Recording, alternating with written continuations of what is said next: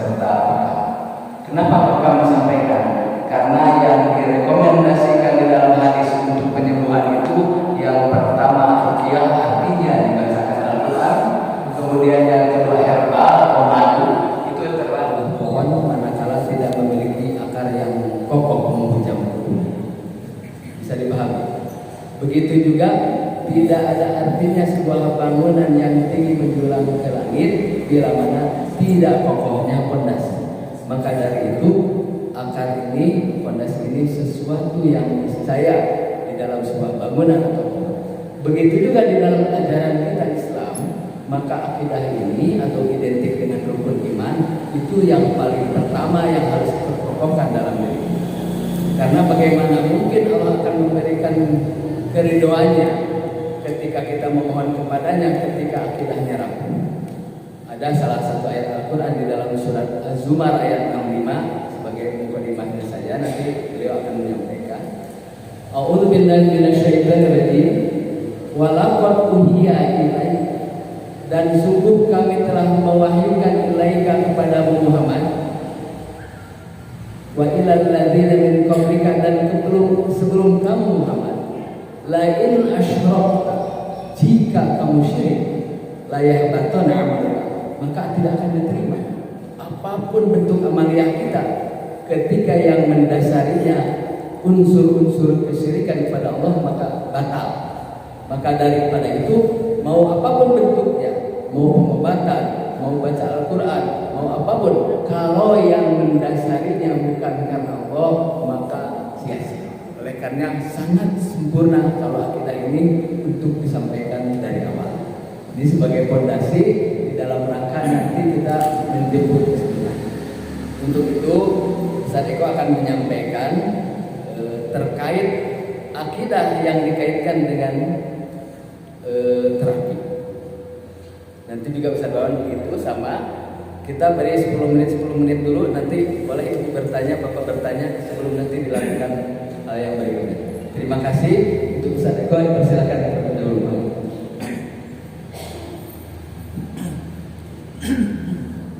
Bismillahirrahmanirrahim.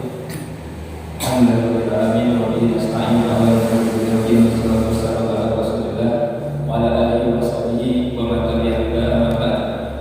Uhayyikum jami'an bi tahiyyatil Islam. Assalamualaikum warahmatullahi wabarakatuh.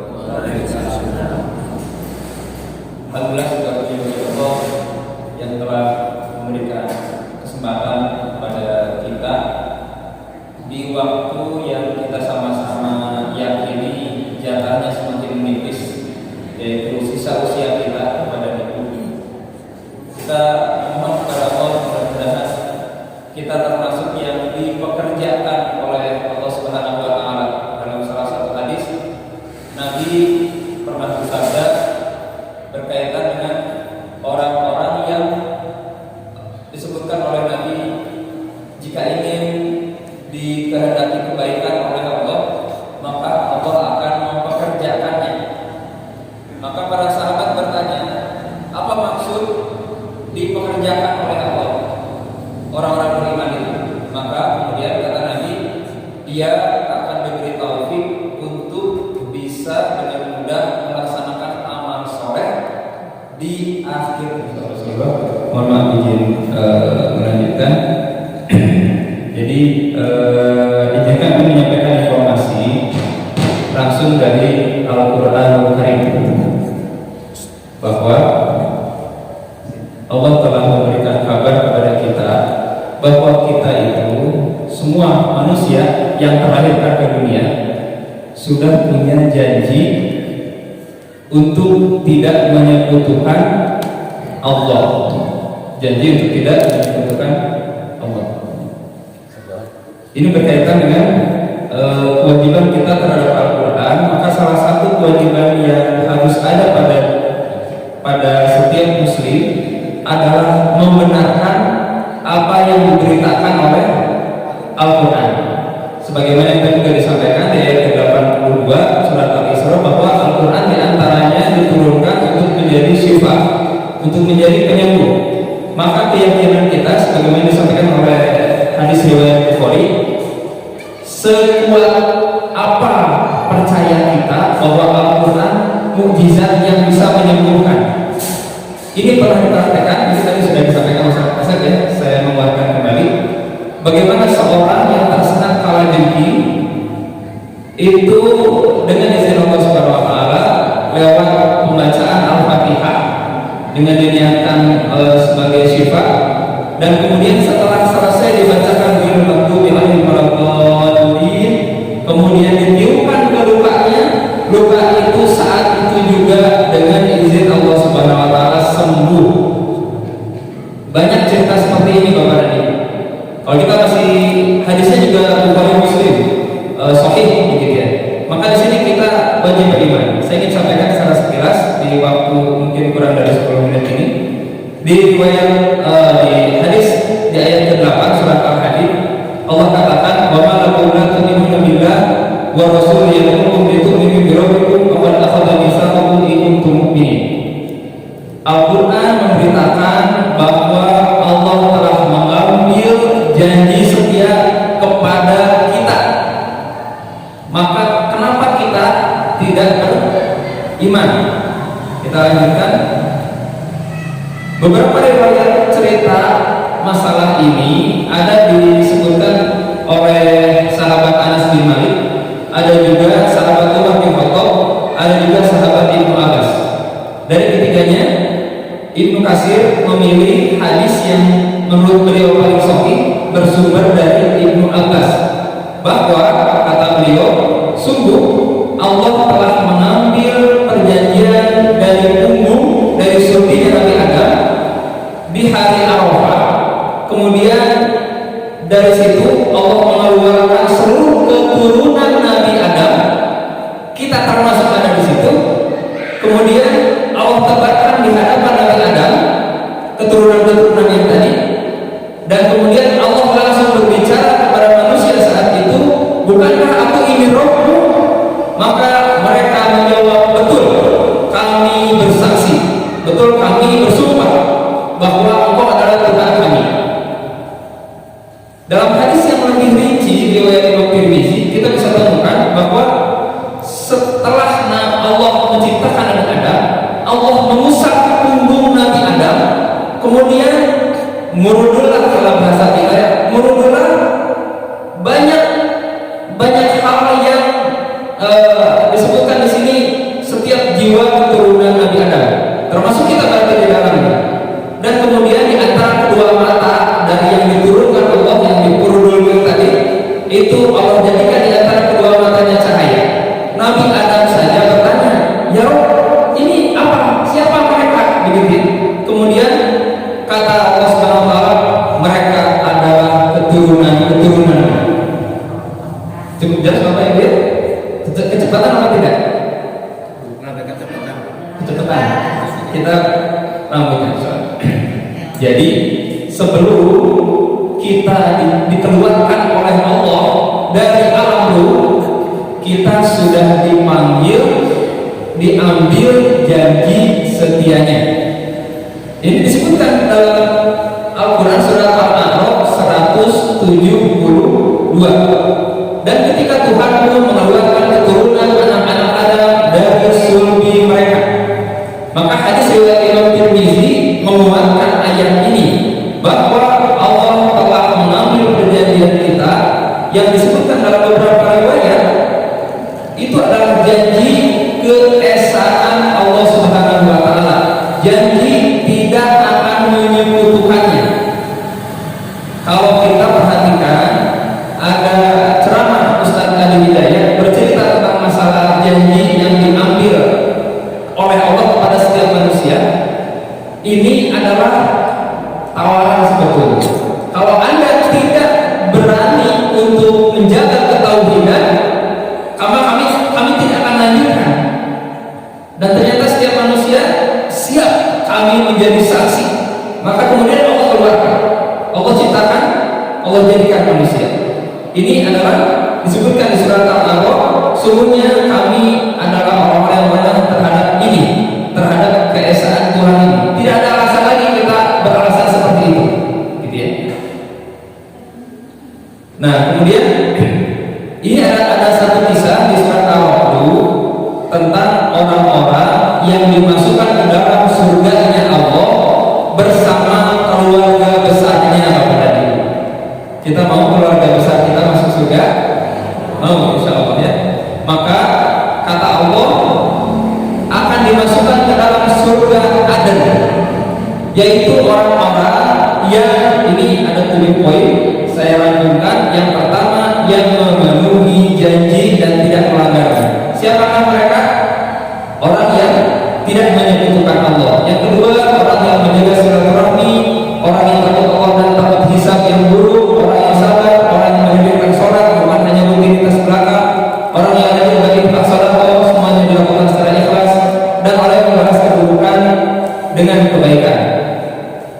Ini di ayat ke-20 surat Al-A'raf adalah rincian yang temanya sama dengan pada tema beberapa tema yang hadis yang sebelumnya sudah kami sampaikan, bahwa ini adalah janji tentang keesaan Allah Subhanahu wa taala. Di tafsir Al-Jalalain kita juga temukan di tafsir Ibnu Katsir, kita juga temukan di tafsir Qurtubi, penjelasannya sama, bahwa janji yang diambil di alam ruh itu adalah janji tentang keesaan Allah Subhanahu wa taala dan dilakukan kepada seluruh manusia, dan kita termasuk di dalamnya.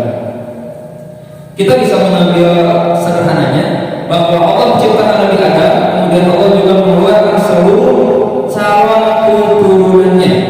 Tidak akan berdiri kiamat kecuali seluruh keturunannya itu terlahirkan ke dunia. Saat seluruh calon keturunan Adam dikeluarkan, Allah mengambil perjanjian dengan mereka. Dalam perjanjian itu manusia sudah berjanji untuk menuhankan hanya Allah saja, dan secara tidak langsung mereka juga berjanji untuk tidak menyekutukannya, tidak menyembah kepada selainnya, tidak meminta kepada selainnya, dan seterusnya. Manusia, mungkin kita juga bertanya-tanya, perasaan nggak pernah ingat kita pernah lakukan seperti itu. Karena otak kita, karena memori kita memang begitu sangat terbatas. Jangankan yang sebelum lahir, yang waktu 1-2 tahun saja kita sudah tidak ingat kita sebelum ngapain begitu ya. Atau mungkin jangankan yang jauh-jauh, sehari saja kemarin, sekarang jam 10.03, jam 10.03 hari Sabtu kemarin, hari Jumat ya, hari Sabtu ya, hari Sabtu kemarin kita ngapain persisnya? Udah lupa. Nah, makanya Bapak dan Ibu, Allah mengutus Nabi dan Rasul untuk mengingatkan orang-orang beriman tentang janji ini. Dituangkan di dalam kitabullah Al-Quran di surat Al-A'raf 172, sebagaimana yang barusan sudah kita bahas. Maka dakwah tauhid dan bahaya syirik ini yang pertama adalah misi tauhid para rasul. Para rasul itu tidak dibedakan dakwahnya dari satu rasul ke rasul yang lain, kecuali diantaranya adalah disebutkan di ayat terakhir, di ayat yang terakhir di surat Al-Baqarah, la nufarriqu baina ahadin min rusuli. Tidak aku bedakan satu rasul dengan rasul yang lain. Padahal apa? La ilaha illallah, dakwah tauhid. Yang kedua, syirik adalah kezaliman yang besar. Disampaikan mengutip perkataan seorang yang soleh bernama Luqman ketika mengajari anaknya tentang sebuah pelajaran, di antaranya la tusyrik billah inna syirka la dzulmun azim. Jangan kau berbuat syirik, karena syirik itu adalah kezaliman yang besar. Syirik disampaikan oleh guru kita Ustaz Asep itu menghapuskan seluruh amal kebaikan. Kalau tidak ditaubati, keburu meninggal, tidak ditaubati.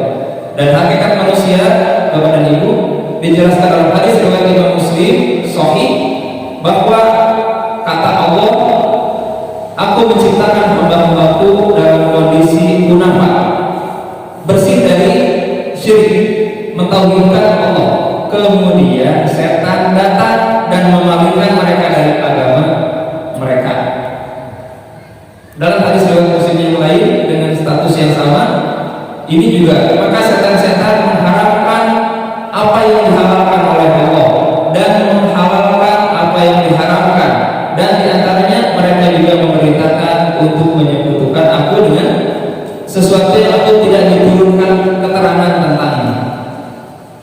secara sekilas syirik besar ada, syirik kecil ada. Syirik besar berbuat kepada selain Allah, syirik dalam niat dan tujuan, dalam ketaatan, syirik dalam cinta, mencintai sesuatu sama atau bahkan melebihi kecintaan kepada Allah.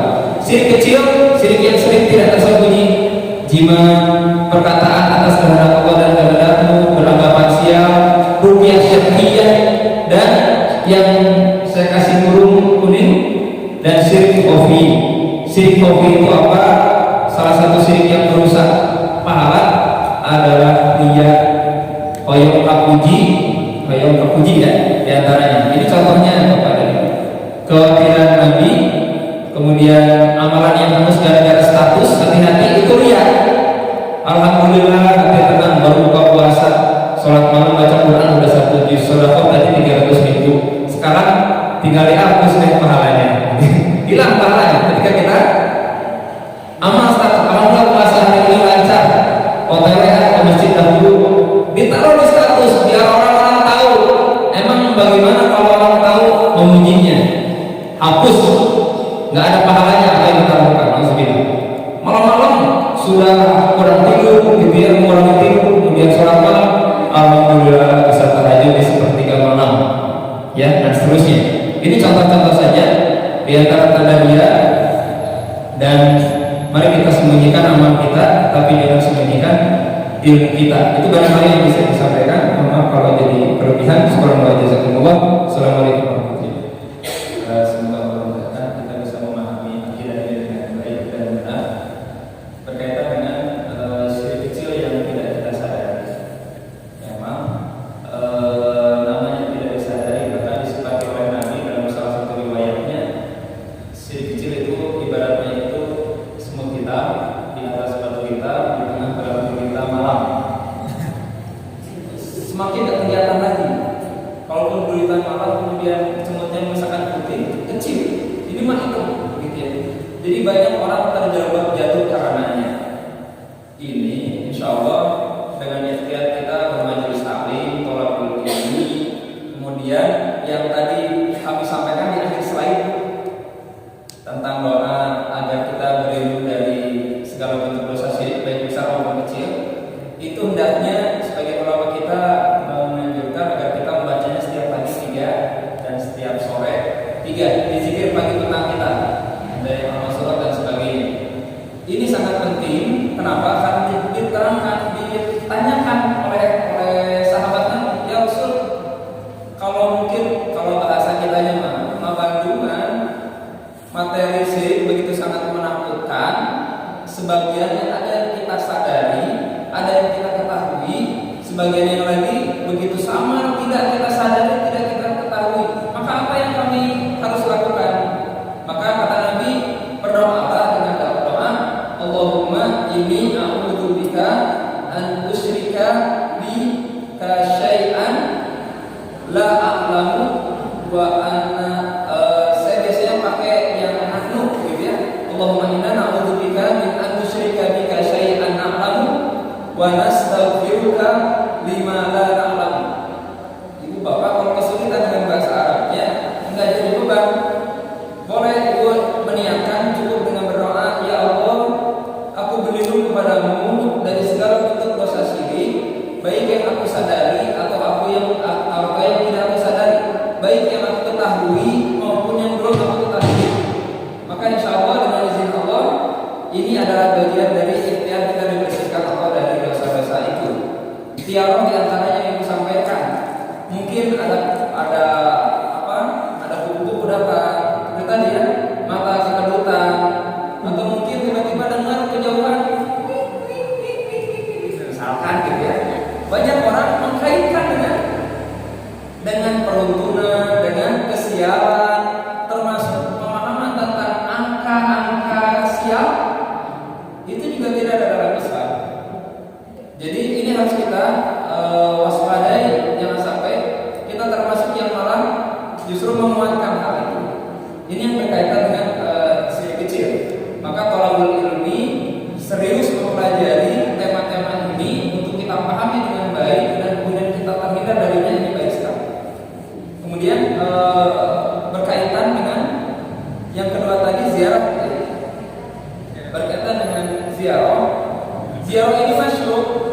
ziarah ini disyariatkan, tapi tidak ditetapkan judulnya dan kepada siapanya.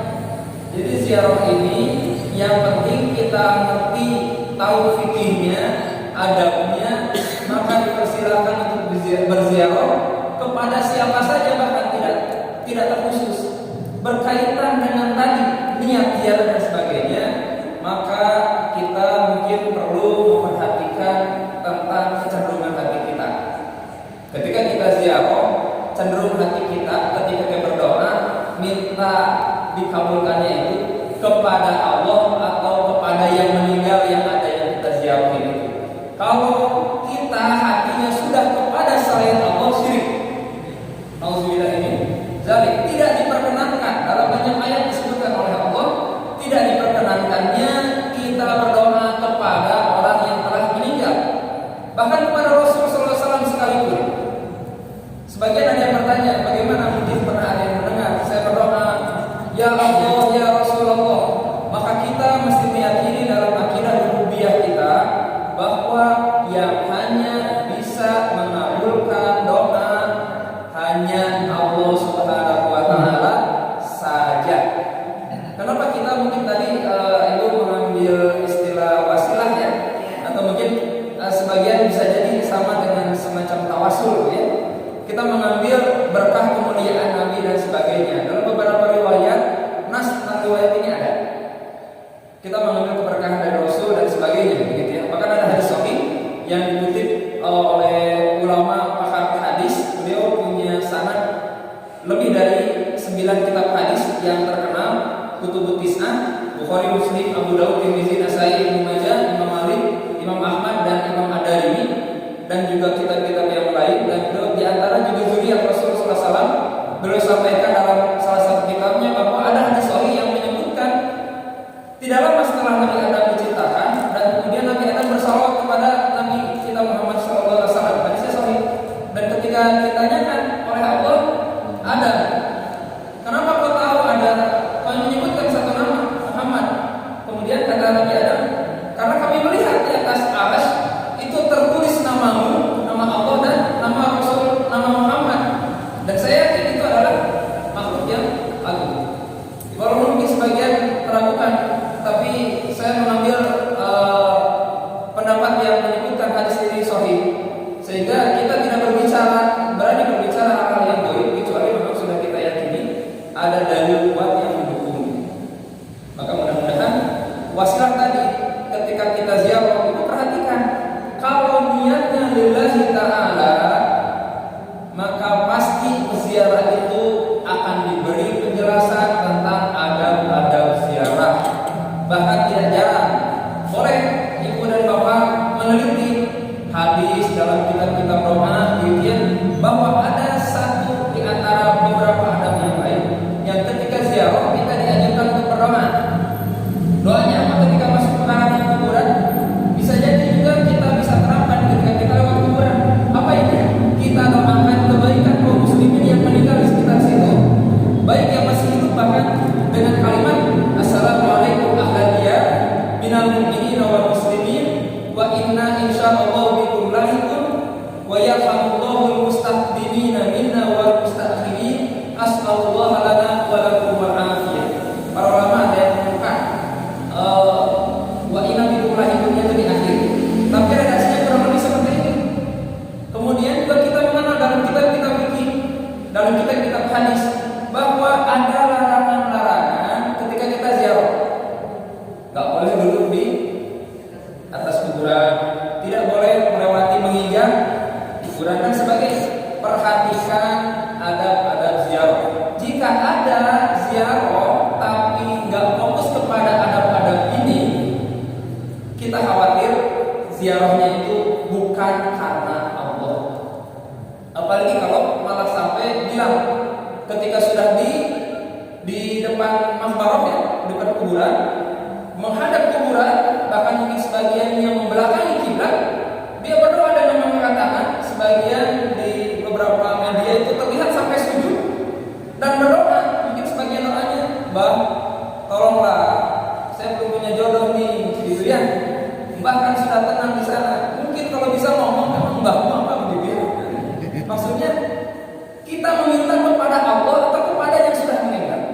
yang wajib bagi kita terhadap yang sudah meninggal adalah mendoakannya, bukan meminta doa kepadanya. Dalam banyak ayat disebutkan, engkau berapa kali, lebih dari 3 atau 4 ayat, engkau tidak akan pernah mampu bisa membuat orang yang sudah mati, orang yang sudah meninggal bisa mendengar. Banyak ayat yang berbicara tentang ini. Mungkin nanti ada tema yang lain begitu ya, bercerita tentang bab ini. Jadi intinya, coba ibu dan bapak perhatikan, tidak jarang ketika mungkin sebagian kita ziarah bahkan ke makam baki, tidak kurang ada 10.000 sahabat, tabi'in, ulama, raja, di situ banyak yang meninggal. Tapi ketika ziarah, kita ngapain ya? Orang Indonesia anehnya masuk ke makam baki, ke kompleknya, mengambil tanahnya, dibawa ke tanah suci, dijadikan jimat. Astagfirullah. Bahkan cerita memotong kain kiswah Ka'bah itu ada, dan pernah kami saksikan langsung. Ada yang belum nyampe ke Saudi, masih di sini, masih di bandara, itu tertahan jamaah oleh 1 orang. Karena apa? Bapak ini apa? Dibungkus, buka, ternyata tanah yang dibuang-buang. Kenapa? Bahkan yang lucunya, yang bertanya ini juga petugas Nasrani di imigrasi ini. Bapak ngapain? Dijelaskan tadi oleh jamaah gitu ya, oleh jamaah yang tadi tanya itu. Pak, ini itu katanya ikhtiar saya supaya tanah yang saya jual gak laku-laku. Mudah-mudahan nanti ditawafkannya mah gitu ya, didoakan jadi manjur gitu ya. Astagfirullahaladzim. Gimana ngejelasin kepada yang non-muslim gitu ya? Pak, gak boleh bawakan air ada kadarnya gitu ya, barang-barang yang unik yang membahayakan, apa yang gak perlu kan? Maksudnya mungkin mudah-mudahan bisa ditangkap ibu-ibu ya. Amal soleh yang dibolehkan untuk menjadi ikhtiar itu disebutkan dalam hadis insyaallah sahih, bercerita tentang 3 orang yang terkurung di gua. Ya, masih ingat ya?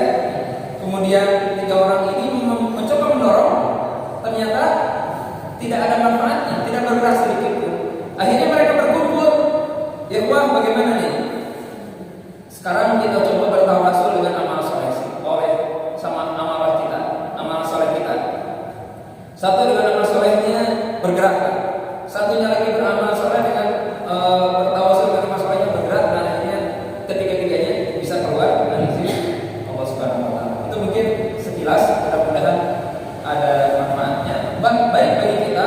Imam Bukhari ada satu babul ilmu qoblal amal, bab tentang berilmu sebelum beramal. Ziarah ini sebuah amal atau bukan? Sebuah amal. Perlu kita ketahui ilmu-ilmu yang berkaitan tentang apa itu sarannya, apa itu sunnahnya, apa itu larangannya, apa itu yang memang bisa kita lakukannya, yang mubah, itu perlu kita ketahui. Termasuk bahkan safarnya. Maka yang rajin ziarah, saya bagus-bagusan malah jadi hafal fikih safar. Fikih safar itu apa? Keluar rumah baca doa. Ketika keluar rumah mendoakan yang ditinggalkan. Yang ditinggalkan ada sunnah juga mendoakan. Kemudian kita naik kendaraan baca doa kendaraan, ada. Kita safar ada lagi doanya. Ketika jalan naik ada zikirnya, ada takbir Allahu Akbar. Ketika mundur ada tasbih subhanallah subhanallah. Ketika singgah ada doanya. Ketika masuk perkampungan ada doanya. Ketika di sebuah tempat dikhawatirkan ada bahaya di dalamnya ada zikirnya. Kita tidur bermalam ada doanya, ada adabnya. Nah, kalau memang ternyata dengan ziarah itu kita tambah dekat dengan Allah, maka itu ziarah yang masuk, ziarah yang disyariatkan. Tapi kalau tidak, malah justru kamu kemarin doa apa? Saya mau doa biar punya emas 5 batang misalkan, gitu ya. Waduh, dunia apa yang dipikirin? Hati-hati beramal amal akhirat, tapi dengan tujuan dunia. Ancaman Allahnya, ancaman Rasulnya sangat berat. Wallahu a'lam bishawab. Mudah-mudahan ada manfaatnya. Alhamdulillah Bu, bisa dipahami ya. Jadi sengaja kenapa format yang disampaikan dalam menjemput kesembuhan itu seperti ini. Tahu rahasianya? Kalau misalkan mau kajian hadis atau akidah ada babnya, tetapi format ini sengaja seperti ini kan supaya lebih paham. Jadi kita ini ingin memantaskan dalam memohon kepada Allah dalam bentuk kesembuhan. Apa memantaskannya? Ini tadi pertama salimul akidah, yang kedua sohihul ibadah. Sohihul ibadah itu dalam artian segala sesuatu dari A sampai Z terkait dengan ibadah maka ada referensinya, yaitu Rasulullah SAW sampaikan barusan kan gitu ya. Itu yang disampaikan oleh Ustaz Bawan terkait dengan ikhtiar yang sifatnya bekam. Dan ini juga ada di dalam hadisnya. Untuk itu mari kita dengarkan bahwa ya. Kalau tadi Bapak kita sudah dipahami ya, sudah dipahami, maka kita harus clear akidahnya.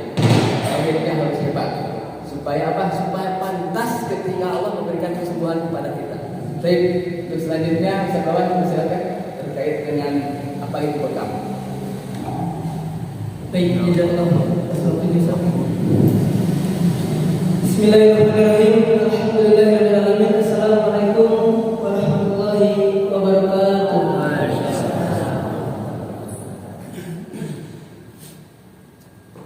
Innal hamdalillah nahmaduhu wa nasta'inuhu wa nastaghfiruh wa na'udzu billahi min shururi anfusina wa min sayyiati a'malina. May yahdihillahu fala mudilla lahu wa may yudlil fala hadiya lahu. Asyhadu an la ilaha illallah wahdahu la syarika lahu wa asyhadu anna Muhammadan abduhu wa rasuluhu allazi la nabiyya ba'd. Bapak Ibu jamaah yang dirahmati Allah Subhanahu wa taala, melanjutkan kembali materinya tentang terapi Quran dan terapi sunnah. Kita sudah dibahas di awal. Tentu dalam hal ini kita mengenal beberapa terapi kesehatan dalam Islam yang diajarkan oleh baginda Nabi kita Nabi Muhammad SAW. Ada terapi Al-Quran yang dikenal dengan ruqyah. Kemudian action plan-nya yang beliau juga lakukan adalah terapi bekam, atau bisa dikenal dalam bahasa Arabnya dengan kata al-hijamah. Di sini sebelum saya masuk ke materi ini, apakah ada yang pernah dibekam? Apa itu bekam? Yang sudah pernah bekam itu bisa mengetahui, bisa menjelaskan sedikit tentang bekam? Ya, bekam definisinya dia ada bahasa Arabnya al-hijamah, nama lain dari berbekam. Nah, di sini sebetulnya nama-nama bekam sendiri banyak, Bapak Ibu sekalian. Ya. Al-hijamah adalah pengobatan yang telah dikenal sejak ribuan tahun sebelum Masehi. Nama lainnya adalah bekam. Al-hijamah adalah bekam. Itu apa? Caduk, cantuk, kok atau pembekam. Jadi nama lainnya banyak sekali bekam.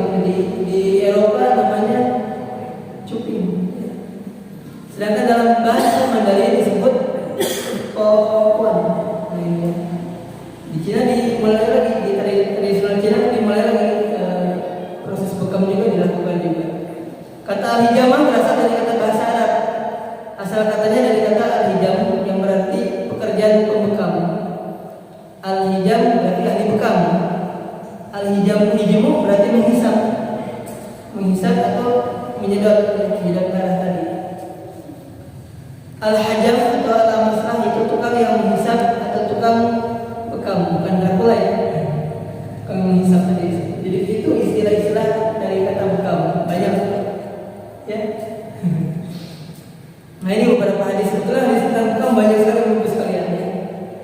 Ini di sini diuraikan hanya sedikit gitu ya, bahwa dikatakan dalam Sahih Bukhari disebutkan dalam Sa'ad bin Jabir dan Ibnu Abbas dari Nabi Muhammad SAW. Beliau bersabda, penyembuhan itu ada 3 macam. Yang pertama adalah minum madu, yang kedua berbekam, dan yang ketiga adalah dengan api atau kain. Akan tapi Nabi Muhammad SAW melarang terapi dengan kain, di api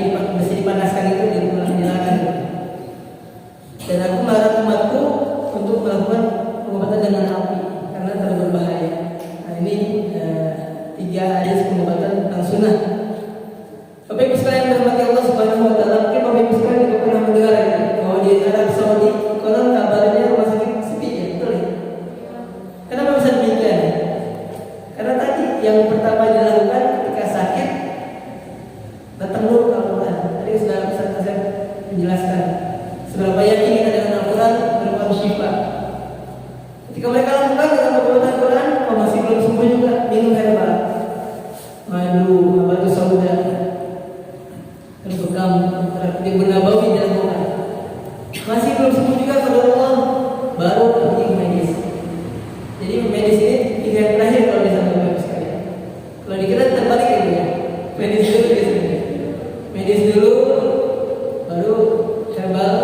Masih belum sembuh juga, baru berukia. Salah nggak Bapak sekalian? Nggak salah ya.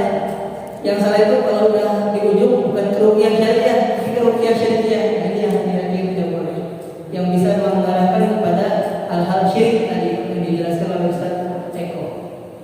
Nah, jadi itu ya 3 jenis penyembuhan dalam hadis Nabi Muhammad SAW. Yang pertama minum madu berbekam dan juga dengan kain. Kemudian dikatakan lagi dalam hadis juga hadis Sahih Bukhari, sebaik-baik pengobatan yang kalian lakukan adalah berbekam. Nah ini beda lain. Ya, makanya di sini harapannya Bapak Ibu sekalian harus bisa berbekam.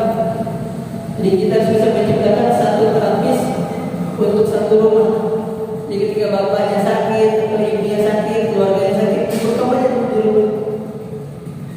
Nanti mungkin ke depannya bisa kita ada pelatihan atau mungkin yang pelatihan berbekam. Kenapa? Karena sudah Nabi lakukan berbekam setiap bulan sekali. Ini manjuran saja ya, karena pengobatan yang terbaik adalah yang berbekam. Insyaallah nanti kita bahas selanjutnya apa itu berbekam. Nah ini tadi ya, definisi bekam adalah teknik mengeluarkan darah kotor atau statis atau angin melalui permukaan kulit bagian epidermis ya. Kan kulit itu ada bagian-bagian yang epidermis, dermis ya, lagi di bawahnya. Nah, di bekam itu ditusuk jarinya di bagian atas ya Pak. Jadi bukan bagian dalamnya, tapi di atasnya ditusuk jarumnya. Yaitu pengeluaran racun atau toksin-toksin dalam tubuh badan manusia, badan kita. Jadi bekam adalah teknik mengeluarkan darah kotor ya, atau statis atau angin ya, mungkin ada yang masuk angin juga melalui permukaan kulit bagian epidermis di atas ditusuk jarumnya. Ya, jadi pengeluaran toksin dalam tubuh. Ada yang bilang juga pendapat sebetulnya proses pengeluaran bekam itu bukan darah kotor saja, tapi toksin-toksinnya keluar semua. Kalau kita donor yang keluar darah, ya. Kalau kita donor darah yang keluar darah. Kalau kita fasting yang keluar darah. Tapi kalau kita berbekam yang keluar itu penyakitnya, Pak. Toksinnya keluar semua. Yang makan daging, mungkin yang makan yang suka masuk angin, ya, yang suka pukul di sini, itu insya Allah Pak keluar semua penyakitnya. Atau yang suka pusing jangan di kepala, nanti bisa dibekam di area kepala juga bisa. Jadi seperti itu. Jadi masya Allah luar biasa. Ketika kita berbekam semua penyakit toksin dalam tubuh kita itu keluar semua, tersedot oleh prosesi bekam. Nah ini yang sekalian di sini tidak panjang lebar tentang bekam. Nanti kita langsung prakteknya kalau misalnya yang mau ditanyakan boleh. Apa sih tujuan berbekam? Yang pertama adalah mengamalkan salah satu sunnah Nabi Muhammad SAW. Yang kedua apa? Untuk penyembuhan penyakit. Jadi niatnya untuk penyembuhan penyakit. Yang ketiga apa? Pencegahan penyakit. Jadi kalau bisa berbekam itu jangan sampai asli dalam mas baru berbekam. Jangan. Kenapa? Khawatirnya nggak kuat tubuh kita. Karena berbekam akan banyak mengeluarkan energi. Jadi baiknya ketika kita sehat agar kita tidak sakit, ya kita berbekam sebulan sekali sunahnya. Tanggal 17, tanggal 19, dan tanggal 21 Hijriah setiap bulan.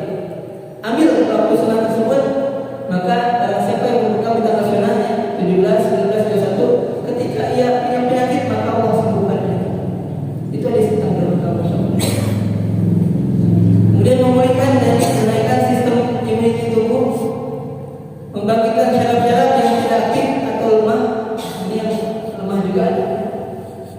Sekarang para laki gitu ya, ada titik-titiknya Pak. Nanti rahasia, nanti dibahas juga. Membangkitkan ya, atau mengeluarkan racun dan toksin-toksin dalam tubuh, dalam darah, mengeluarkan haba yang berlebihan. Nah ini beberapa tujuan berbekam ini. Selain yang utamanya kita menjalankan sunnah. Jadi kalau berbekam saya ingin memilih sunnahnya. Itu yang pertama. Masalah penyakit mah kesembuhan datang dari Allah Subhanahu wa taala. Kita ketika kita melakukan proses pengobatan sunnah, insya Allah sudah dapat sunnahnya itu lebih baik. Menurut ruqyah, syariah, bekal yang disunahkan oleh Nabi Muhammad SAW. Nah, yang berikutnya adalah ini alat bekam ya. Nah, ini hanya contoh saja Pak, alat bekam ya seperti ini Pak. Mungkin ada yang belum pernah berbekam, pengen tahu alatnya seperti apa ya. Alatnya simpel ya. Ada kop, bekam, ya, lancet, jarum, masker ya. Kemudian tisu atau kasa juga bisa. Alkohol ya 70% buat pembersihan luka. Baskom ya, plastik sampah, tong sampah atau alat pembasmi yang lainnya, alat pijat atau rotan. Nah, kalau yang lain biasanya pakai rotan Pak, saya pakai kayu tiara karena kita berhubungan dengan terapi sunnah. Nah, ini hanya contoh saja Pak, sampel saja ya. Nah, yang berikutnya adalah materi apa itu? Ada beberapa jenis bekam Pak. Ada bekam basah, bekam kering, dan juga bekam api. Ya, di sini ada apa itu bekam basah? Nah, mungkin yang suka bekam basah ya, yang pernah dibekam maksudnya. Bekam basah itu ketika kita disedot darahnya, disedot ininya badannya, bagian titik-titiknya, maka dilakukan proses pengambilan darah. Nah, itu namanya bekam basah. Jadi setelah disedot beberapa menit, buka lagi, baru ditusuk jarum, baru dipasang lagi kopnya, itu namanya bekam basah. Jadi pengambilan darahnya betul-betul. Nah, ini yang dianjurkan ini agar darahnya toksinnya semua tersedot. Bagaimana dengan yang selanjutnya? Nah, ini Pak yang selanjutnya adalah bekam kering.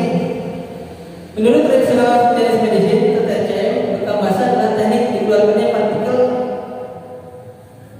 bebas atau CPS.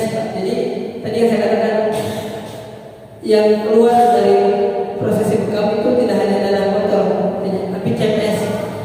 CPS itu dalam medis toksin ya Pak, penyakit-penyakit yang dikeluarkan oleh dari badan kita dibersihkan semuanya terserap oleh prosesi bekam. CPS darah pengeluaran patogen yang stagnan atau aneka sampah yang berlebih atau ekses dalam metabolisme tubuh kita. Nah, jadi yang dikeluarkan dalam bekam basah itu CPS itu keluar semua penyakit-penyakit angin, debu misalnya, kolesterol, asam urat. Nah, kalau bekam kering gimana? Saya mah alhamdulillah nggak ada keluhan, tapi ini bekam saja. Dan mungkin ada juga sebagian di antara kita yang takut jarum misalnya, tapi ini bekam. Nah, namanya bekam kering. Bekam kering ini hanya dicetok aja Pak, disedot ininya titik-titik bekamnya, tapi tidak dikeluarkan darah-darah. Jadi setelah disedot sudah tunggu sekitar 5 menit sudah selesai. Tapi kurang efektif, maksudnya kurang lega gitu. Kalau nggak dikeluarkan darahnya kurang gampang gitu. Tapi ada yang begitu karena mungkin keluhannya tadi takut jarum gitu ya, atau ingin bekam juga bisa juga bekam kering namanya. Jadi hanya disedot aja ya bagian-bagian titik tubuhnya. Nah, ini bekam kering menurut TCM adalah teknik dalam bekam kering adalah tadi pelemahan ya, sinergi atau angin panas yang dikeluarkan dari tubuh ya, sehingga lebih nyaman ketika di dalam tubuhnya terasa panas, masuk angin, itu juga bisa dibekam kering. Nah, yang kedua bekam api. Mungkin dulu kita pernah dengar ada yang pernah tahu Pak pakai gelas dipanaskan di api, itu namanya bekam api Pak. Nah, ini contohnya BA atau bekam api. Menurut TCM adalah sedasi dalam bekam api adalah sedasi pelemahan energi angin, dingin dan pengeluaran lembab. Tekniknya sangat patogen yang bagus untuk menangani ini. Nah, jadi setiap bekam itu sunnah. Jadi tergantung kita ingin mengambil bekam yang mana. Kalau dulu bekam itu bukan pakai jarum, ini pakai sayatan, pakai pisau sayat. Nah, di zaman modern ini agak geli cuma kalau bisa. Kita pernah belajar juga dengan sayatan, tapi yang lebih simpel Pak.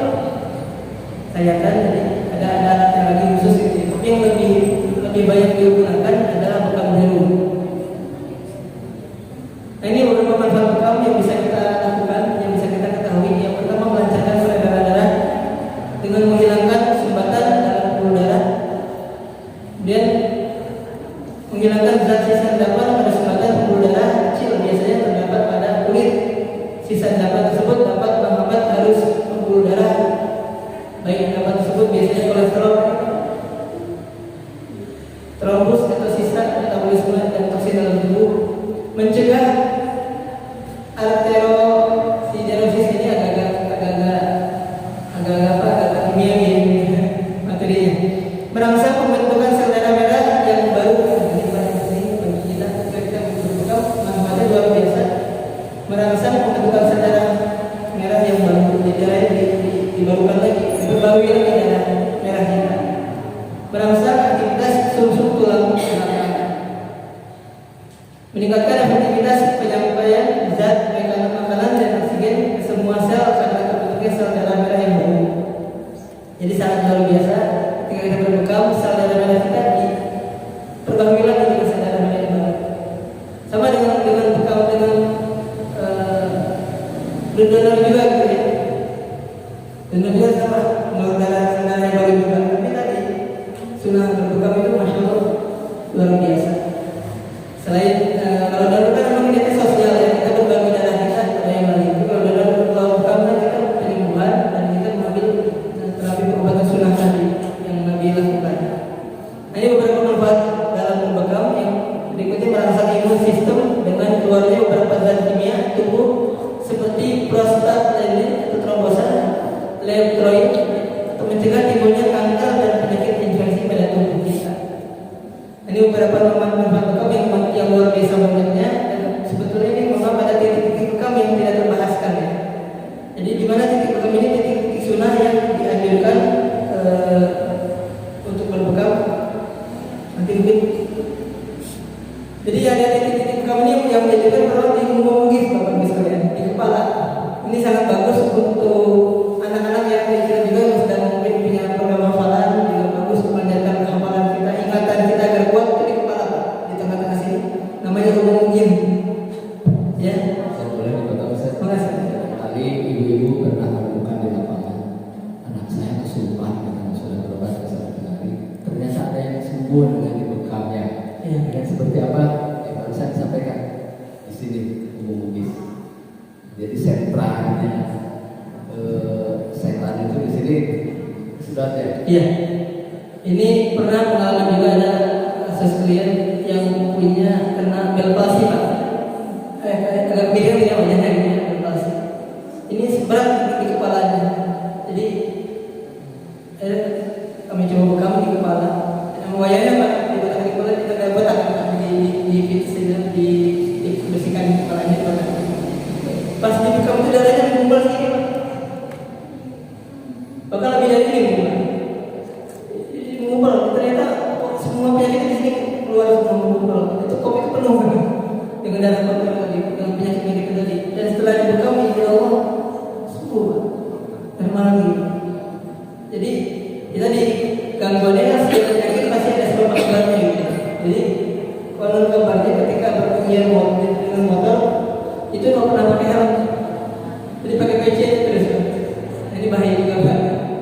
Keluar lagi angin-anginan kan yang masuk dalam tubuh kita. Dan ternyata di situ ketika dibekam di kepala, di leher. Nah, di leher ini namanya, saya sedikit bacakan beberapa manfaat, informasikan beberapa manfaat berbekam di mungkin ya atau di titik kepala. Dari Ibnu Umar radhiyallahu anhu dia bercerita Nabi sallallahu alaihi wasallam berbekam di kepalanya, menyebutnya dengan mungkin ya. Kitab Al-Fawaid dinilai hasan ya. Yang pertama adalah bisa mengobati sakit kepala secara umum. Jadi bisa bagaimana ada sakit kepala secara umum di sini.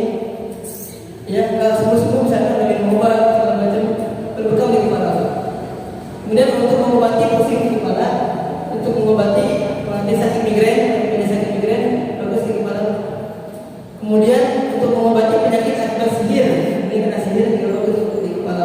Pusatnya di sini semua di kepala. Kemudian mengobati sakit gigi, mengobati sakit pada mata secara umum, mata juga bisa di kepala.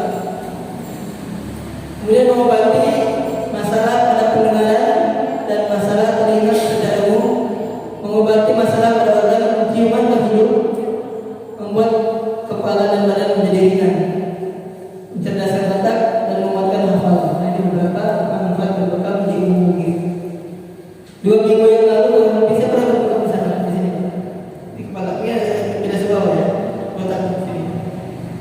Berbekam di sini itu pernah. Karena saya pikir kita jadi dianjurkan berbekam di umum Mugis ini kalau bisa sebulan setahun sekali, Pak. Karena di kepalanya tidak boleh rutin. Jadi minimal bulan ini di kepala 1, di bulan berikutnya bisa di sini. Jadi pindah-pindah gitu. Yang di sini nggak boleh lagi, nanti mungkin tahun depan gitu. Jadi jangan sering-sering, kurang juga agak rentan kan. Tapi bagus ini efeknya. Jadi di kepala kalau di kepala nanti bulan depan di sini gitu. Di area kepala juga seperti itu. Nah, yang berikutnya ada beberapa titik sunnah yang diajarkan dalam berbekam tadi mungkin di kepala. Kemudian ya, al-hadir di sini ada ya, di urat leher, al-kahil di belakang sini kan di bawah belakang. Kemudian katifain di sini, katifain di atas bahu, dan al-warid di pinggang. Mungkin bapak-bapak yang keluhan di sakit pinggang ya, atau lemah misalnya bisa di al-warid. Iya. Jadi di situ Pak, di al-warid. Nah, kemudian betis. Nah, betis ini biasanya yang punya asam urat, kolesterol di betis. Nah, itu beberapa titik sunnah yang kita belum masuk ke materi yang bisa kita lakukan dalam proses bekam. Jadi dalam proses bekam juga nanti ya, ada pertanyaan itu diagnosa keluhannya apa. Jadi nggak semua titik di bekam juga nggak begitu. Tapi kalau mau banyak keluhan, mau semua titik enggak. Jadi diberbekam sesuai dengan titik keluhannya. Sama dengan terapi rukyah juga kan, dia dulu apa masalahnya, apa gangguannya, apa keluhannya, nanti baru diberikan obatannya seperti itu. Jadi untuk masalah berbekam juga sama seperti kita ke dokter ya. Dokter apa keluhannya, sakitnya batuk, kan tidak diberikan semua obat bila kan enggak. Jadi sesuai dengan keluhan. Nah, di berbekam juga demikian. Jadi kalau dalam proses bekam kita bisa jalankan sunnah, kita juga bisa lebih sehat dan prima. Kadang-kadang itu yang bisa disampaikan. Tadi sudah selesai ya. Assalamualaikum warahmatullahi wabarakatuh. Baik, Bapak dan Ibu sekalian, sangat menarik yang bisa kita dapatkan ilmu dari kedua pemateri tersebut. Kalau kita elaborasikan semuanya, maka diharapkan menjadi sarana atau kaifiah yang bisa didapatkan kesembuhan dari Allah Subhanahu wa taala. Adakah yang boleh ditanyakan terkait dengan bekam barusan? Siapa yang sudah rutin di bekam, coba ngacung boleh angkat tangannya. Alhamdulillah. Bagaimana barusan?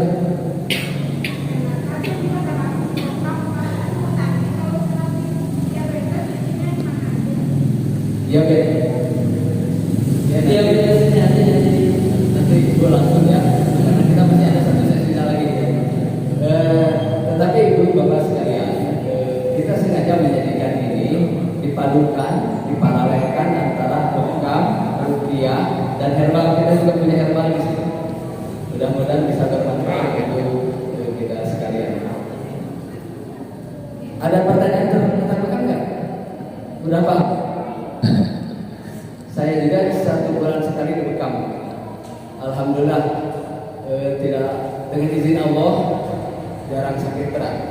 Paling sakit itu saya memakan hanya paracetamol selama hampir punten sampaikan sedikit ya biar riwayat saya ya. Dulu waktu masih dikasih amanah sebagai anggota dewan, sakit itu rutin tiap tahun sekali. Meres Kak Sadira Sadirapok. Begitu terus. Nah, setelah selesai itu, karena meyakini bahwa segala sesuatu yang menimpa kepada kita itu adalah akibat dosa kita, taubatan nasuha. Intinya di sini. Kemudian saya berikhtiar dengan terapi Quran dan bekam. Sekarang hampir 8 tahun belum pernah ke rumah sakit. Belum pernah ke rumah sakit. Kalau sakit pun hanya paracetamol. Itu Ustaz Iman, luar biasa ya. Makanya kalau kita yakin dengan Al-Quran seperti itu. Masih nyambung Bu? Bisa dilanjut? Alhamdulillah kita sih. Berikutnya materi selanjutnya yaitu materi tentang tazkiyatun nafs, ya. Kemudian lagi nanti langsung kita kepraktekan bagaimana Al-Quran ini bisa menjadi penyembuh, dan ini akan disampaikan oleh Al Ustaz Asep. Pada yang silakan. Bismillahirrahmanirrahim. Bapak dan Ibu yang sama-sama mengharapkan Allah Subhanahu wa taala. Kembali kita untuk mereposisi niat kita. Karena niat adalah nyawanya amal.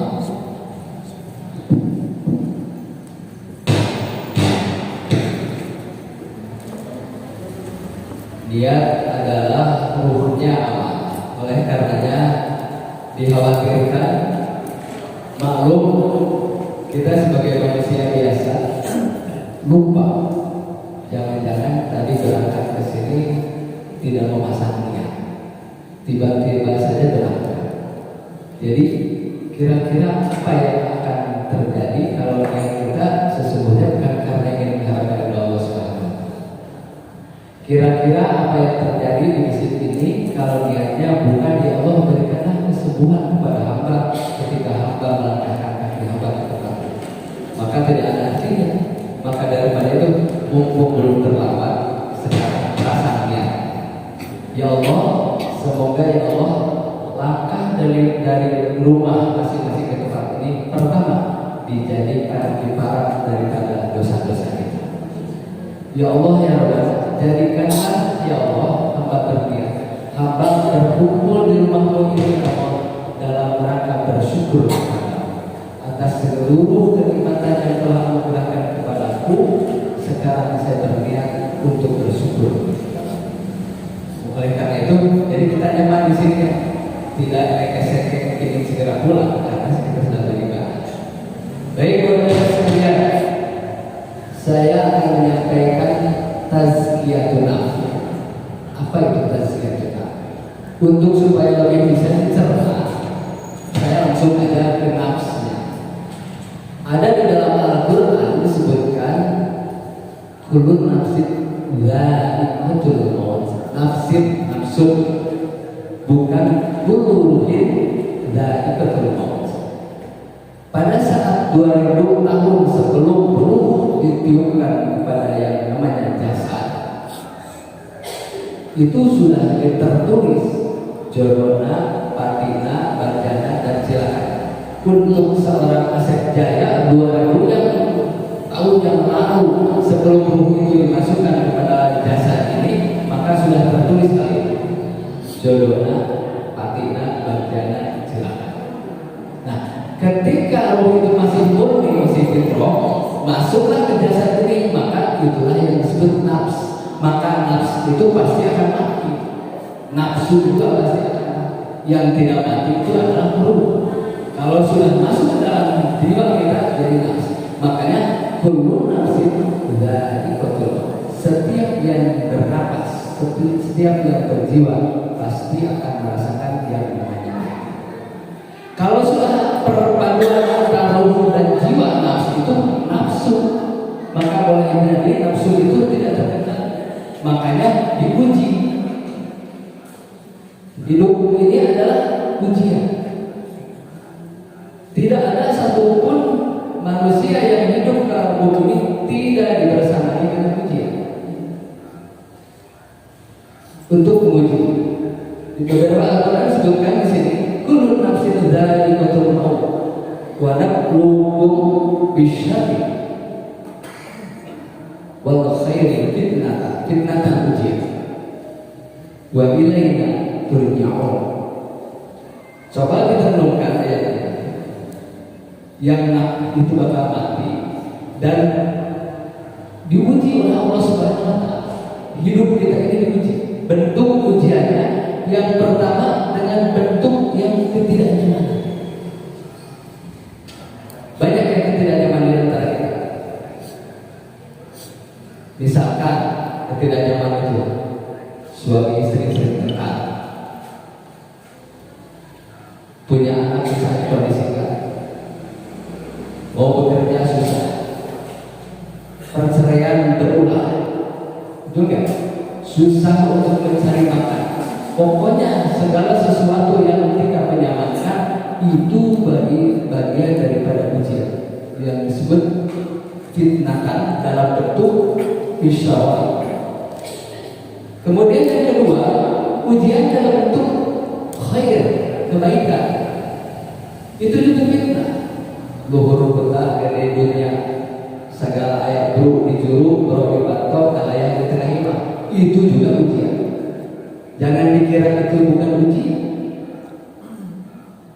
Baik yang tidak menyenangkan atau yang menyenangkan, semuanya ujian dari Allah Subhanahu wa taala untuk kepada kita. Apakah kita termasuk orang yang sabar dalam menghadapi ujian?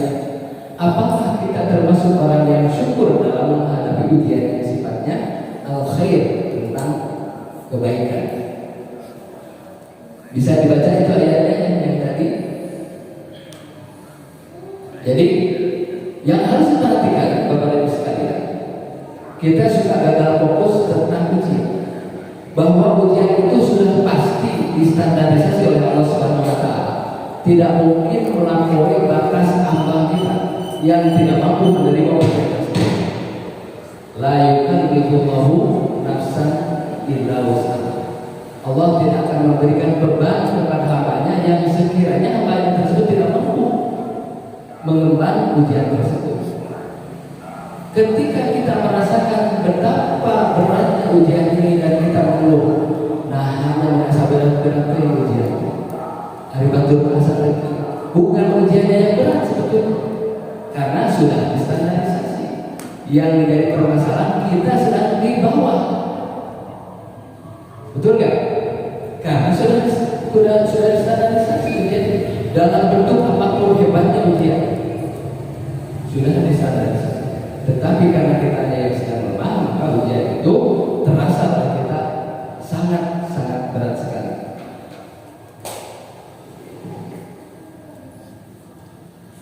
Nah, ada beberapa hal yang harus diperhatikan. Ujian tersebut bukan semata-mata kalkulasi ilahiyah untuk mengukur tingkat keimanan kita, tetapi boleh jadi ada permasalahan yang kita lakukan sehingga beban itu ada kepada kita. Itu catatannya. Jadi supaya kita tidak perlu menyerah begitu saja dengan ujian, tetapi kita harus memahami bahwa boleh jadi ada kontribusi kita sehingga menyebabkan bencana itu hadir kepada kita sekalian. Bisa dipahami nggak, Pak? Boleh saya menyampaikan satu ayat selain dari ayat yang dibacakan di sini. Ini boleh dicatat saja atau nanti di-share oleh panitia bila mana ibu mengadukan. Di dalam Al-Quran surat An-Nisa sangat jelas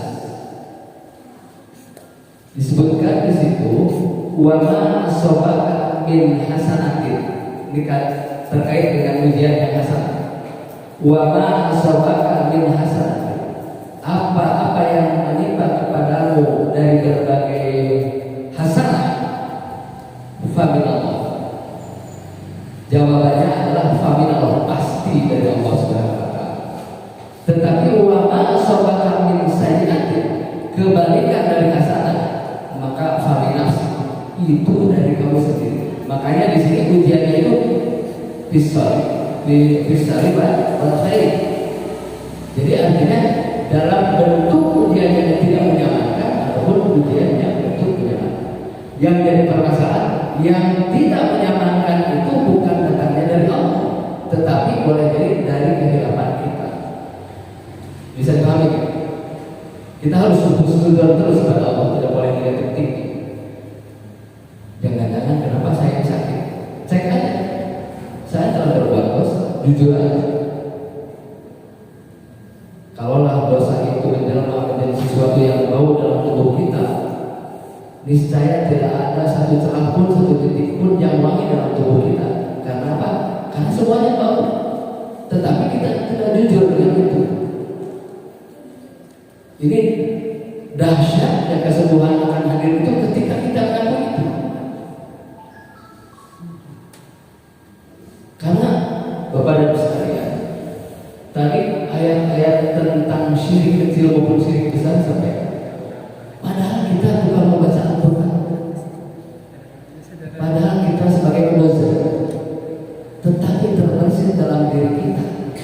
Saya bangga dengan komunitas tersebut.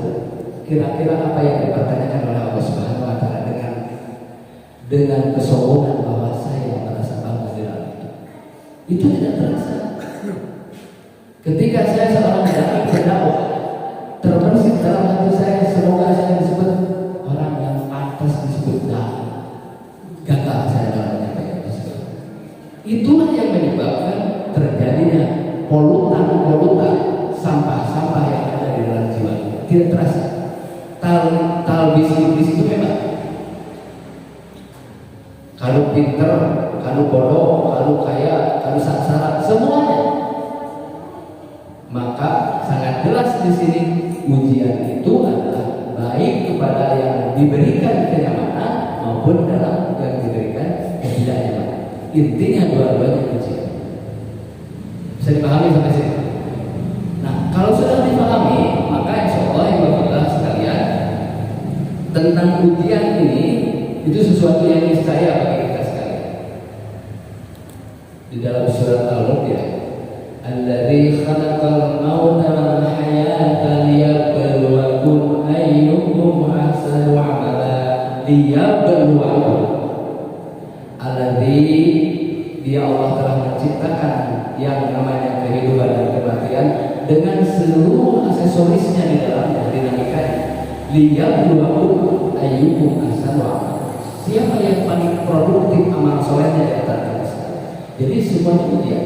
Tidak ada yang ujian. Nah, apabila rahmat Allah itu terkait dengan ujian.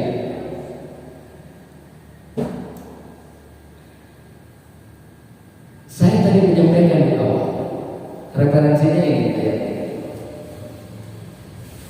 Wa nazzilu minal du'a'i wa huwa syifaa'un wa rahmatul lil mu'minin. Dan ayat yang lain yang senada dengan ini adalah ya ayuhan nasu qad ja'akum mau'izatun min rabbikum wa syifaa'un lima fi sudur wa hudan wa rahmatul lil mu'minin. Dan petunjuk bagi orang-orang yang beriman. Ini kata kunci. Apapun penyakit kalau berdasarkan ayat ini, baik dimensi lahir maupun dimensi batin, maka Al-Quran adalah solusinya. Wa nazzilu minal Qur'an ma huwa syifaa'un. Kemudian ya ayyuhan nasu qad ja'akum mau'izatun min rabbikum wa syifaa'un lima fi sudur. Syifa. Dua ayat ini mengindikasikan bahwa Al-Quran adalah syifa. Ingat, ada prasyarat, ada syarat-syarat sehingga Al-Quran ini berdampak atau jadi syifa pada kita. Yang kita sesungguhnya tidak paham dengan itu, kadang-kadang gagal fokus. Makanya saya tadi menyampaikan di awal, kenapa Al-Fatihah tidak efek? Ada yang tidak fokus. Ada syarat-syarat yang menyebabkan yang harus kita ketahui bahwa Al-Quran akan menjadi syifa adalah yang pertama al-fahmu, memahami bahwa Al-Quran itu mukjizat dari Allah Subhanahu wa Ta'ala. Tadi sampaikan ya Allah, ketika kita bercerita tentang mukjizat, maka terbayanglah dalam alam pikiran kita adalah sosok Nabi Musa dengan tongkatnya. Betul nggak? Karena itu sejak kita SD sampai sekarang diketahui Al-Quran, tongkat itu luar biasa. Bisa membelah lautan, kemudian bisa memangsa ular-ular yang diciptakan oleh tukang sihir. Banyak. Ketika berbicara mukjizat kepada Nabi Ibrahim, maka Nabi Ibrahim terselamatkan dari bara api. Dingin api dengan mukjizat yang diberikan kepada Nabi Ibrahim. Ketika berikan kepada Nabi Nuh alaihissalam berada di perut ikan bisa keluar, mukjizat juga. Tetapi kita luput dalam pikiran kita, dalam memori kita, ketika Al-Quran itu mukjizat yang diberikan oleh kepada Nabi Muhammad dan diberikan kepada kita dan sekarang ada di rumah kita. Tapi kenapa sampai baru lupa tidak dibaca? Betul kan? Ini permasalahan yang besar. Terpaham bahwa itu terjadi. Jadi bagaimana mungkin ketika dibacakan Al-Baqarah akan menghindarkan dari syaitan? Bagaimana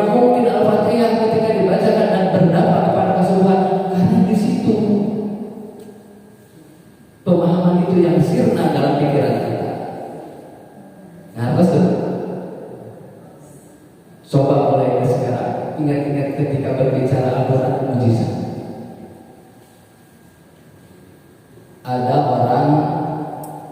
Ada sosok Rasul namanya mujizat. Ada sosok di bawah Rasul makanya aulia Allah diberikan keahlian kemampuan yang di atas rata-rata disebut karomah. Betul nggak? Levelnya turunkan lagi. Ada orang tidak sholat, tidak zakat, nggak jelas ibadahnya, tapi mampu seperti taubahnya yang punya karomah. Kira-kira dari Allah bukan? Wahyu dari Allah, karomah dari Allah.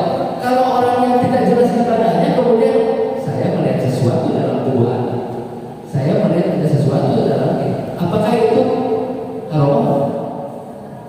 Bukan. Karena dari apa? Kalau karomahnya wahyu pasti dari Allah. Kalau ada orang yang tiba-tiba mengatakan bisa sesuatu dalam tanda petik disebut indigo, atau orang yang punya panca indera keenam, berarti itu ada yang mengintervensi. Karena manusia yang sejati tidak bisa memiliki kemampuan itu. Makanya sengaja ini disampaikan di masjid ini, ada fenomena yang sangat luar biasa sekarang. Si pesulap merah dan Gus Bismillah. Ini ada yang jauh. Memang begitu karomah. Nah, coba sekarang saya ingin mengedukasi supaya lebih jelas lagi. Jangan sampai kita terombang-ambing dengan fenomena yang terjadi sekarang itu. Maka daripada itu dibahas tentang akidah. Dibahas bagaimana tata cara supaya Allah menghadirkan kesembuhan kepada kita. Salah satunya ini. Begitu kira-kira Bu ya. Yang kedua adalah yakin. Yakin yang menyembuhkan itu bukan ruqyah. Yakin yang menyembuhkan itu bukan dokter, bukan rumah sakit. Tapi yakin yang menyembuhkan itu adalah hanya Allah Subhanahu wa Ta'ala. Maka digelarlah seperti tadi, ada ikhtiar langit, ada ikhtiar bumi. Ikhtiar bumi bekal. Kalau dokter, kalau rumah sakit, ikhtiar bumi. Ikhtiar langit apa? Mendoa kepada Allah. Seperti apa? Yaitu dalam bentuk terapi Quran. Diparalelkan, dipadukan. Kita juga tidak menafikan dokter, enggak sama sekali. Justru kita bekerja sama dengan dokter. Mana ranah medis, mana ranah non medis. Jelas nggak? Bisa ada nanti kok jadi arahnya begini. Jadi ada persyaratannya itu. Kemudian yang ketiga, terbebas dari kezaliman. Syarat ini, syarat untuk hadirnya sebuah terbebas dari kezaliman. Di dalam Al-Quran disebutkan, walladzina amanu tsumma lam yalbasu imanihim tsumma lam yalbasu imanuhum, kemudian tidak mencampur adukan iman mereka bizulmin, ulaika humul amnu, dan bagi mereka itu amnu, keamanan paripurna. Makanya jangan main-main syirik. Walladzina amanu, dan orang-orang yang beriman, tsumma lam yalbasu, kemudian tidak mencampur adukan keimanan mereka bizulmin, dengan bentuk kesyirikan, syirik kecil, syirik besar, ulaika humul amnu, bagi orang tersebut adalah keamanan yang paripurna. Enggak akan kena oleh apa? Sihir, no way. Banyak di dalam ayat-ayat Al-Quran yang sederhana saja, seperti kita cerita Bismillahirrahmanirrahim, la yadurru ma'asmihi syai'un fil ardi wa la fis sama' wa huwa sami'un. Dahsyat kalimat itu. Kenapa tidak dahsyat? Kurang sama poe baca itu. Kenapa kira-kira? Ya itu tadi. Al-fahmu al-yaqinu tidak. Paham?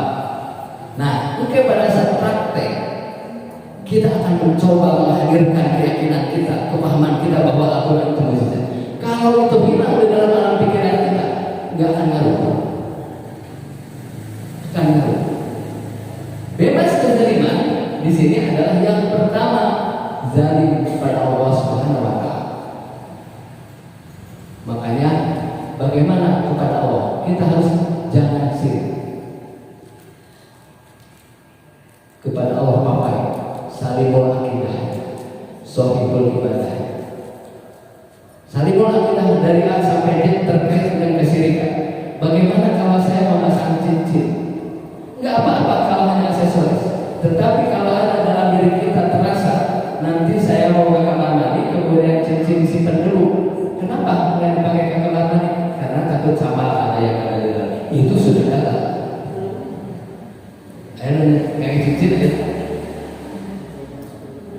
Ada yang suka begitu? Itu bagian dari kesyirikan. Kesyirikan yang diulang sebenarnya banyak, ceritanya banyak ini. Yang kedua, sahihul ibadah ya. Baik ibadah itu dalam artian sesuai dengan Rasulullah SAW dari A sampai Z. Misalkan kalau bab zikir saja, saya sakit perut atau saya tidak kunjung banyak rezeki ini susah terus, maka datanglah ke seseorang yang katanya pintar padahal pasti tidak pintar. Kata orang pintar tersebut, kalau ingin kaya maka bacalah yang mungkin 7.000 kali, karena Allah Maha Kaya. Ada yang seperti itu. Pertama, datangnya kepada orang pintar 40 hari sholat tidak diterima, gagal. Yang kedua, mengamalkan itu tambah-tambah, maka dibacalah yang mukti. Itu bagian dari Asmaul Husna. Boleh nggak? Boleh.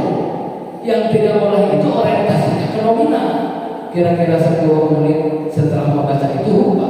Tadi saya sudah membaca berapa ya? Oh ternyata lupa. Balik lagi dari nol.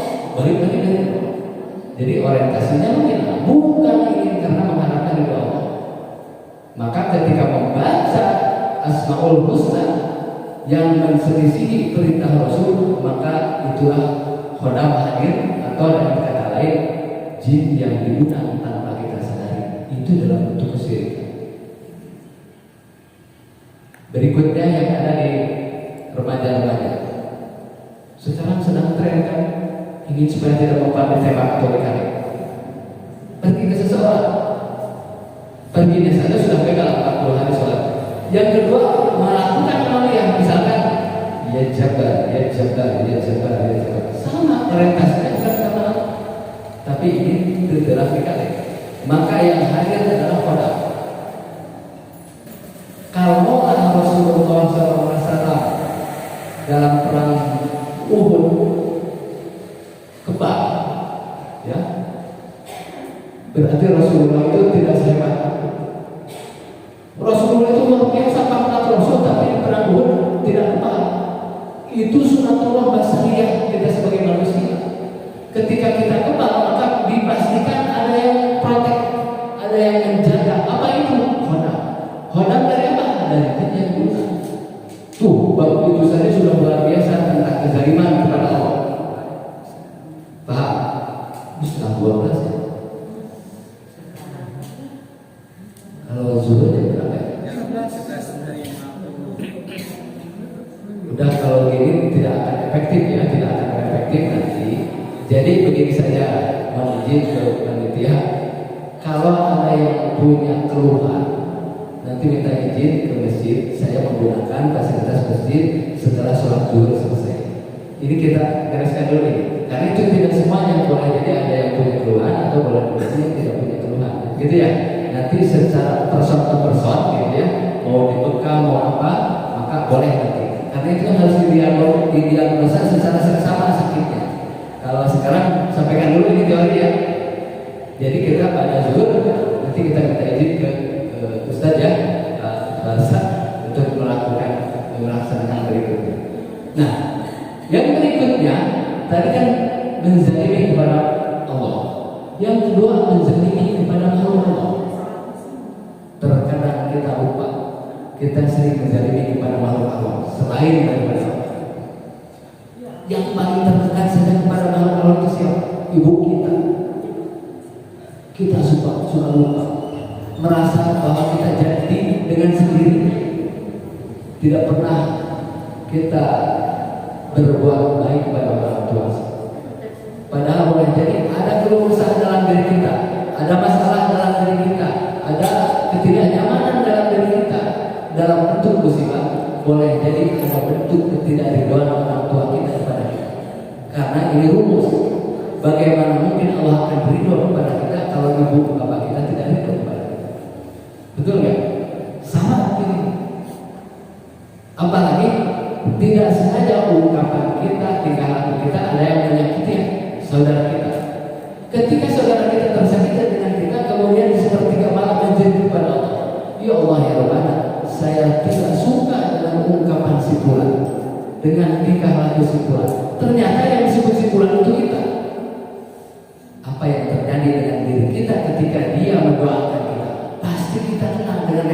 lain dari yang bermanfaat kita. Ceritanya banyak, ada tentang air dan sebagainya. Bisa dipahami nggak? Tidak terasa ada yang melempar air kepada diri kita. Kata Rasulullah, paling banyak kematian umatku, yaitu dikarenakan faktor air. Mungkin faktor itu ada yang diabetes, ada yang segala macam. Makanya mudah-mudahan nanti kalau ada waktu kita ada perjumpaan berikutnya untuk dikupas yang lebih detail terkait masalah ini. Itu terkait dengan. Nah, sekarang harusnya ada momentum yang namanya tazkiyatuna, membersihkan jiwa. Membersihkan jiwa, yaitu untuk supaya ketika membaca Al-Quran itu tidak ada hijab lagi dalam diri kita.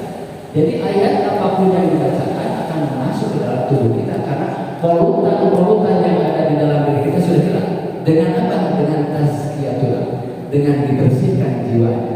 Dengan apa? Di antaranya istighfar kepada Allah Subhanahu. Nah, oleh karenanya kalau seperti itu, insya Allah ayat apapun yang dibacakan bisa terutama Al-Fatihah dan Al-Baqarah. Jadi kan soalnya ayat-ayat yang dibacakan boleh, tapi syaratnya 3 tadi. Misalkan sering dibacakan, "Law anzalna hadzal Qur'ana 'ala jabalin la'ra'aytahu khashi'an mutasaddian min khasyatillah." Ada yang gitu sering. Sekiranya gunung ini ditimbangkan, diturunkan. Sekiranya Al-Quran ini diturunkan kepada jibal gunung, maka gunung akan pecah belah. Kalau kita logikanya gunung takut, apalagi yang namanya kanker ada di dalam tubuh kita, bukan gunung. Pasti banyak testimoninya yang hilang dengan seperti itu. Maka diparalelkan madu, herbal, bekam, ayat Al-Quran. Seperti itu. Demikian ibu-ibu dan bapak-bapak sekalian, karena sudah setengah 12, ada jeda 15 menit ke depan untuk bertanya. Nanti solusinya dilaksanakan pada saat serah guru saja supaya tidak terburu-buru. Demikian, maka Pak MC, kalau ada yang bertanyakan, asal Bapak yakin bahwa Allah sedang sayang kepada Bapak, dengan ini nikmat, dengan sakitnya disyukuri. Betul? Siapa yang menyembuhkan? Allah bukan. Tetapi kalau ada indikasi, iya mah orang ngetes ciknya, nggak bisa. Bukan di situ pilihannya. Kita tidak yakin kepada Al-Quran.